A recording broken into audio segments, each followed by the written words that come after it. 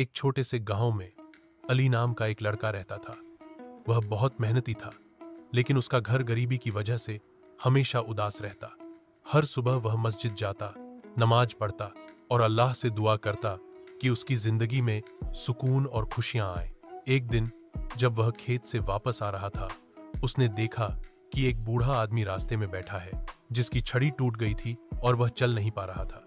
अली ने अपना काम छोड़ा और बूढ़े आदमी की मदद के लिए दौड़ते हुए गया। उसने अपनी शर्ट का एक टुकड़ा चीरता और छड़ी को बांध दिया। फिर उसने बूढ़े आदमी को अपने कंधे पर उठाया और उसे उसके घर तक पहुंचाया। बूढ़ा आदमी ने मुस्कुराकर कहा, बेटा, तेरा यह नेक काम अल्लाह नहीं भूलेगा। अली ने सिर झुकाकर कहा, यह तो मेरा फर्ज था। उस रात जब अली घर वापस आया तो उसके घर के दरवाजे पे एक बड़ा टोकर रखा था, जिसमें रोटी, कपड़े और पैसों का थैला था। एक छोटा सी नोट था, अल्लाह के बंदे के लिए उसके नेक काम का सदका। अली के आंसू निकल आए और उसने दुआ की, शुक्र तेरा अल्लाह, तूने मेरी सुन ली। सबक: अल्लाह हर नेक काम को देखता है और उसका बदला जरूर देता है। हमेशा दूसरों की मदद करो और दिल से दुआ मांगो।